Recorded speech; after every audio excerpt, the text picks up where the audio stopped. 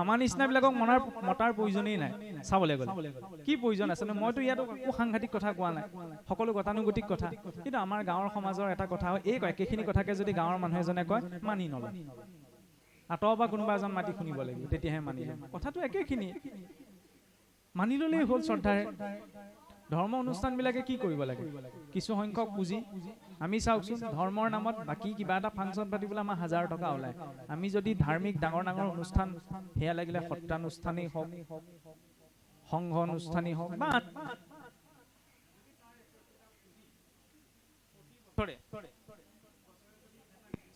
থকা ধৰি লওক যিসকলৰ ঘৰ বাৰী নাই তেওঁলোকৰ সাহায্যৰ নিমিত্তে বা ধৰি লওক কোনোবা এটা অঞ্চলত পঢ়ি থকা ল'ৰা ছোৱালী তেওঁ সামৰ্থ্যৱান নহয় বোলে আমুকটো ধাৰ্মিক অনুষ্ঠানে এই গাঁওখনৰ দুটা ল'ৰা ছোৱালীৰ পঢ়াৰ দায়িত্ব লৈছে সেইটোহে আচল পুণ্য মোক মতিলে মই গ'লো চালেবাৰে কোবাই ক'লো এনেওতো চালেবাৰে কোবাই কৈছো মই বৈকুণ্ঠৰ পৰা অহা নাই নহয় ভাগৱতৰ আৰম্ভণি শেষলৈকে প্ৰতিটো কথা আপোনাক কম বিভিন্ন ঠাইৰ পৰা মনলৈ যেনেকৈ গৈছে সেইখিনিহে কৈছো নহয়নে ইয়াত যিটো দক্ষিণা দিব সেইটো লৈ গুচি যাম মই ঘৰখনত মোৰ নিজৰ বস্তুকেইটাহে গোটাম ওলোটাইতো মই ফোন নকৰোঁ আপোনাৰ সমাজলৈ কি হৈছে কি নাই হোৱা আপুনিও মোলৈ ফোন নকৰে সেইটো সেইখিনিতে শেষ আচল প্ৰভাৱ কেতিয়া হ'ব যদি দুটা জীৱৰ তাৰ পৰা জীৱন নিৰ্মাণ হৈছে সেইটো আচল পুণ্য সেইটো থাকি যাব সেইটোত লাগে আমি আকৌ আমাৰ ইচ্ছাটো কি নহয় আমি এইবিলাক কথাত লাগি আছো এইবিলাক কথাত লাগি থাকি লাভ নাই প্ৰকৃত মানৱ ধৰ্ম প্ৰকৃত ধৰ্ম সেইখিনিত আছে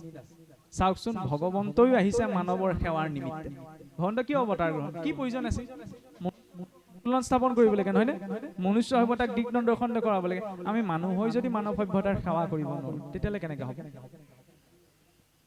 মহাপুৰুষসকলে নিজৰ জীৱন মহাপুৰুষটো এখন দেশৰ পৰা খেদাই দিয়া হৈছিল নহয়নে প্ৰাণৰ ভয়ত লাভ কৰি আছিল ইমানখিনি বিদ্বেষৰ পৰিস্থিতি কিয় হৈলে যাতে শুদ্ধ মাৰ্গ এটা মানুহখিনিয়ে পাই যায় শুদ্ধ মাৰ্গটোত থাকি আমাৰ কোৱা হয় না গৃহস্থীজনৰ আচৰিত পঞ্চযজ্ঞ আছে 5 যজ্ঞ মানে ঘিতাহুতি দিয়াটোৱে যজ্ঞ কৰ্ম নহয় 5 প্ৰকাৰ আচৰণ অধ্যাপনামটো ব্ৰহ্মযজ্ঞম পিতৃযজ্ঞস্তু তৰ্পণম হোমো দেৱ বলিৰ ভূতা নিৰয়জ্ঞ অতিথি পূজনম অধ্যাপকজনৰ প্ৰতি গুৰুৰ প্ৰতি শিক্ষকৰ প্ৰতি সন্মানতে ব্ৰহ্মযজ্ঞ আচৰণ দৈত্যই জানিছিল শিক্ষকক সন্মান কৰিবলৈ নহয়নে দৈত্যগুৰু যেতিয়া শুক্ৰাচাৰ্যৰ ৰাজ হ'বলৈ যায় দৈত্যসকল আসনৰ পৰা উঠি দিছিল আজিকালি আকৌ শিক্ষকক অসুৰেওতো গুৰুৰ ওপৰত চুৰি ভৰোৱা নাছিল আমাৰ মানুহৰ ল'ৰা ছোৱালীৰ মাজতহে এইটো আছে ক'ৰ পৰা ক'লৈ গুচি গ'লগে চাওকচোন পিতৃযজ্ঞস্তু তৰ্পণ পিতৃ মাতৃ সেৱাৰ কথা ওলাই আহিছে হোম দেৱ বলিৰ ভূতা সমস্ত প্ৰাণীৰ প্ৰতি দয়া এইটো ভূত যজ্ঞ মোবাইলটোত দেখিব ৱাইল্ড লাইফ ডে হাতত আপোনাৰ কুকুৰাৰ পোৱালি লৈ ছাগলীৰ পোৱালি লৈ পশু প্ৰেম দেখুৱাব নহয়নে প্ৰাণী প্ৰেম গধূলি হ'লে আকৌ সেইটো ভাজি পেলাই সাৰ চুবাই থাকিব এইটো কি কথা সেইটো মানসিকতাই প্ৰকাশ হৈ আছে ভাল পাবলৈ হ'লে প্ৰকৃততে ভাল পাব লাগিব এই জীৱটোৰ জীয়াই থকা অধিকাৰ আছে দেৱযজ্ঞ ইষ্ট দেৱতা আমাৰ ইষ্ট দেৱতা ভগৱান বিষ্ণু বা কৃষ্ণ আমি বৈষ্ণৱ পুৱা গধূলা সেই ইষ্ট দেৱতাৰ অকণমান উপাসনাৰ ব্যৱস্থা নিজৰ জীৱনটোত থাকিব লাগিব নিৰ্যজ্ঞ অতিথি পূজনম অতিথি সেৱা বোলে নিৰ্যজ্ঞ অতিথি সেৱাৰ এটা ৰূপ আছিল আগতে চাবচোন এই গৃহিণীগৰাকীয়ে বোলে মানুহ কেইজনলৈ ঘৰৰ মানুহ কেইজনলৈ ভাত বাঢ়ি পেলাই পদূলি মূৰলৈ ওলাই চাই কোনোবা অতিথি আহিছে নেকি আজি বহুত কম দিনৰ ভিতৰতে এইটো কি হৈ গ'ল এতিয়া আকৌ কি হয় খোৱা সময়ত আমি দৰজাখন মাৰিহে লওঁ খোৱা সময়ত কোনোবা এইটো খোৱা সময়তে ওলালেহি আৰু ক'ৰ পৰা কৰি গ'ল আগতে দিন দৰিদ্ৰ আছিল যদিও অতিথি এজন আহিলে হাত ভৰি ধুৱাই পেলাই সা সন্মানে যথাযোগ্য সৎকাৰে শুশ্ৰূষা কৰা গৈছিল তেনেকুৱা বুজা নাযায় নহয় চিন্তাধাৰাটো ক'ৰ পৰা গুচি গ'ল আগতে চাবচোন মানুহৰ ঘৰত কিবা এটা হ'লে আমাৰ গাঁৱলীয়া সমাজতে হৈছিল কিবা এটা যদি সকাম নিকাম পাতে গাঁৱৰ ঘৰৰ মানুহবিলাক আহিয়ে কৰ্মভাগ ধুনীয়াকৈ চলাই দিছিল আজিকালি কাৰো ঘৰলৈ কোনো নাযায় নহয় নিজৰ মাজতে মনৰ মানসিক দূৰত্ববিলাক বৃদ্ধি হৈ গ'ল নহয় আগতে কাকো ক'বলগীয়া নহৈছিল সকলোৱে ইমান সুন্দৰভাৱে সকলো কাৰোবাৰ গৃহত কিবা এটা সমস্যা পৰিলে গুচি যায় আৰু তাতো এটা কথা আছে কিন্তু বিশেষকৈ সমাজত যিখিনি ল'ৰা ছোৱালী যিকেইজন মানুহ মানে আমি অশিক্ষিত বুলি ভাবি থাকোঁ আটাইতকৈ ডাঙৰ সমস্যাটোত কিন্তু তেওঁলোকে কামত আহেগৈ। সেই বিশেষ দিনটো বেছিকৈ কেতিয়া দেখিবলৈ পোৱা যায়, কাৰোবাৰ গৃহত যেতিয়া কোনোবা এজন ঢুকাই যায়, হয়নে, ৰাতিয়ে হওক বা দিনতে হওক, শ্মশানলৈ লৈ যোৱা, বাৰীখন চপা কৰি চিতাখন নিৰ্মাণ কৰা, হয়নে, সেই মৰাশটোক সংস্কাৰ কৰিবলৈ কিন্তু এই যিজনক আমি সমাজৰ একেবাৰে অলগদ্ধ বুলি ভাবো, সেইকেইজন মানুহেই যায়। ইমান ৰাতিলৈকে কোন থাকিব, কি প্ৰয়োজন, কি দৰকাৰ, ৰভাখন দিবলৈ সেইকেইজনেই প্ৰয়োজন হয়, যিকেইজনক বাকীখিনি সময়ত মানে ইমান আমি মান সন্মান নিদিওঁ। সকলো কৰ্মৰে সন্মান আছে, এই সমানতাটো লাগিব, তেতিয়াহে ঈশ্বৰৰ ওচৰত সম্যক নিবেদন হয়। কাৰণ ঈশ্বৰৰ সৃষ্টিত পৰুৱাটোৰো যিটো সন্মান আছে, ৰাষ্ট্ৰপতি হৈ একেই সন্মান। শুনিবলৈ এইটো অদ্ভুত লাগে, ৰাষ্ট্ৰপতি আৰু পৰুৱাৰ সন্মান কেনেকৈ তুলনা হ'ব? প্ৰকৃত বাস্তৱিক দৃষ্টিত আছে। কাৰণ আইনষ্টাইনে এটা সময়ত কৈছিল নহয়, পৃথিৱীৰ পৰা বোলে মৌ মাখি যদি নাইকিয়া হৈ যায়, পৃথিৱী ধ্বংস হৈ যাব। তেতিয়া গোটেই সোপাই হাঁহিছিল, এইটো কি বোলে বলিয়া হ'ল, মৌ মাখি নাইকিয়া হ'ল। পিছত বিজ্ঞানীসকলে গৱেষণা কৰি দেখিলে যে হয়, কথাটো মিছা নহয়। মৌ মাখি নহ'লে কি হ'ব? পৰাগ যোগ নহয় বৃক্ষবিলাকৰ, ফুলবিলাকৰ, আৰু যদি বৃক্ষৰ মাজত পৰাগ যোগ নহয়, নতুন উৎপত্তি নহয়, আৰু বৃক্ষই যদি নাথাকে মনুষ্যকুল কেনেকৈ থাকিব? ইমান গভীৰ চিন্তা। মানে মোৰ যিটো মহত্ব পৃথিৱীত আছে, পৰুৱাটোৰ সিমান মহত্ব আছে। গতিকে সৃষ্টিৰ প্ৰতিটো বিষয়ৰ প্ৰতি সন্মান, সেইটো হৈছে সম্যক আত্মনিবেদন। সেইবাবে আমি গছৰ পাতখিলাটো ঈশ্বৰক বিচাৰি পাওঁ, তুলসী পাতখিলাত। প্ৰকৃতটো গছৰ পাতখিলাত এইটো বহুতে এইটো ভুল বুজে, এই বৃক্ষ সেৱা কৰা হৈছে, এইটো বোলে আনৰ সেৱা। এইটো আনৰ সেৱা নহয়। আমি সেইটো সংস্কৃতিৰ লোক, যিটো সংস্কৃতিত এইটো কথা শিক্ষা দিয়া হৈছে যে বৃক্ষতো ঈশ্বৰ আছে, জলতো ঈশ্বৰ আছে, যত জীৱ জংগম, মহাপুৰুষে লিখি থৈ যোৱা নাই জানো? কীট পতংগ মগ নগ জগতৰ ৰিকায়, সকলোতে বিষ্ণুক আমি দেখিব নোৱাৰো, কিন্তু সন্মানটোতো কৰিব পাৰো। সেইবাবে গছৰ পাতখিলা আমি নিৰ্মালি বুলি গ্ৰহণ কৰোঁ। অলপ আগত ক'লে নে, নিৰ্মাল্য তুলসী ঘ্ৰাণ লয় নাখিকা। বিষ্ণুক ভাল পোৱা মানে বিষ্ণুৱে ভাল পোৱা বস্তুখিনিও ভাল পাব লাগিব, নহয়নে?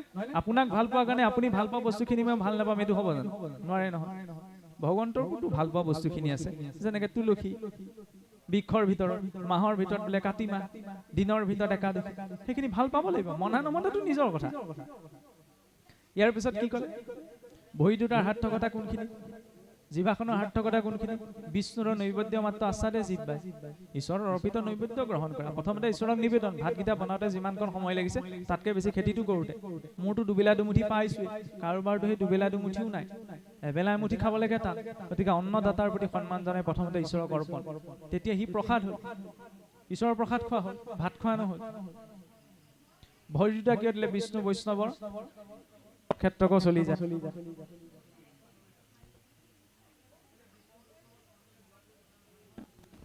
যেনেকৈ আমি নামঘৰত লৈ যাওঁ বা ভাদ মাহত যাওঁ, সেইটো বিষ্ণু বৈষ্ণৱৰ ক্ষেত্ৰলৈ যোৱা নহ'বও পাৰে।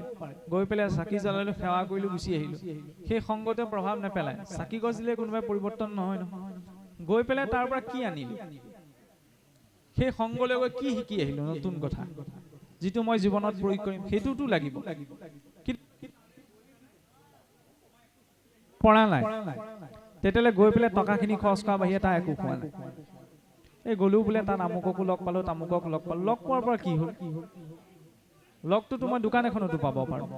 তাৰ কাৰণে নামঘৰ সত্ৰলৈ যোৱাৰ প্ৰয়োজন নাই নহয়। সৎসংগৰ প্ৰভাৱটো লাগিব। তালৈ গৈ পেলাই কি আলাপ আলোচনা কৰিলো, কি পাতিলো, কি শিকি আহিলো, সেইটোতো লাগিব। আমাৰ কেতিয়াবা সমস্যাৰ সৃষ্টি হয়। আজিকালি চাবচোন, মই অকণমান এইটো কাহিনী এটাই কৈছোঁ আৰু বৰ বিশেষ দীঘলীয়া নকৰোঁ, সময় ইতিমধ্যে হৈ গৈছে। এজন ব্যক্তিয়ে বুজিছেনে, মানে চাকৰিৰ পৰা ৰিটায়াৰ্ড হোৱাৰ পিছত বোলে পালনাম পাতিলে।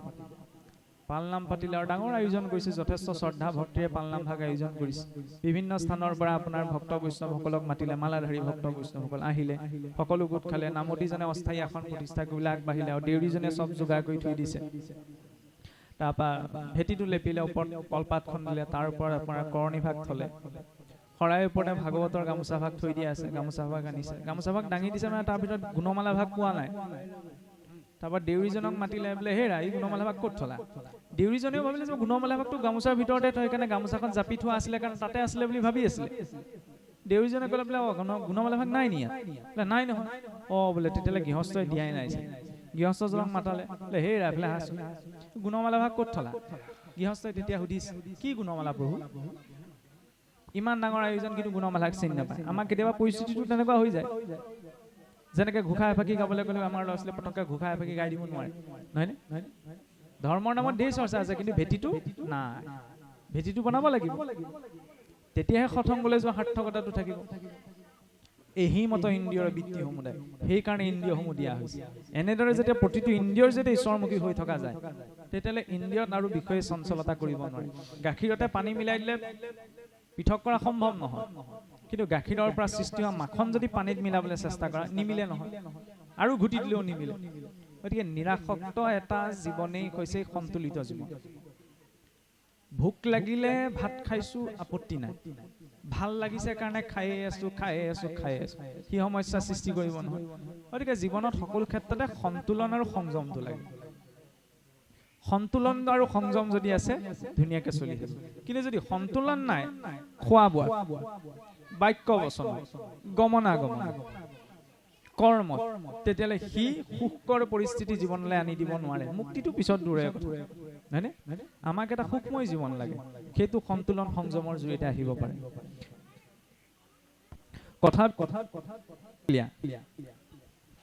বিভিন্ন কিবা এটা কথা কওঁতে তাৰ সৈতে জড়িত বেলেগ এটা প্ৰসংগ ওলাই সেই কথাটোত গুচি যোৱা হয়। আমাক আচলতে সময় 2 ঘণ্টাহে দিয়া হৈছিল, যিহেতু কাইলৈ নিৰ্দিষ্ট সময়ত পাঠ সামৰণি মৰা হ'ব। একাদশ স্কন্ধ যদিও আলোচনা কৰিবলৈ দিছিলে, আমি নিমিৰজা এটা প্ৰশ্নতেই থাকিলো, নহয়নে? আত্যন্তিক সুখ আৰু শৰণাগতি। শৰণাগতিৰ এই 6টি কথা ক'বলৈ যাতে বিভিন্ন প্ৰসংগ ওলালে কথাখিনি বহল হৈ গুচি গ'ল। আৰু এতিয়া সময় নাই যে আৰু আমি বহলকৈ ইয়াৰ ওপৰত আগবাঢ়ি যাব পাৰিম, যিহেতু সময় এটা বান্ধি দিয়া হৈছিল। কিন্তু যদি আমাৰ আৰু অকণমান আগবঢ়াবলৈ কয়, তেতিয়াহ'লে আমি আগবাঢ়িব পাৰিম। কিন্তু যিহেতু পাঠকী প্ৰভুসকলো আছে, নিৰ্দিষ্ট সময়ত পাঠো সামৰিব লাগিব। গতিকে সকলো দিশলৈ চাই ইমানতে আমি আমাৰ কথাখিনি ৰাখিব বিচৰা হৈছে। আপোনালোকে কি ভাবে, ৰাখোঁ নে নাৰাখোঁ?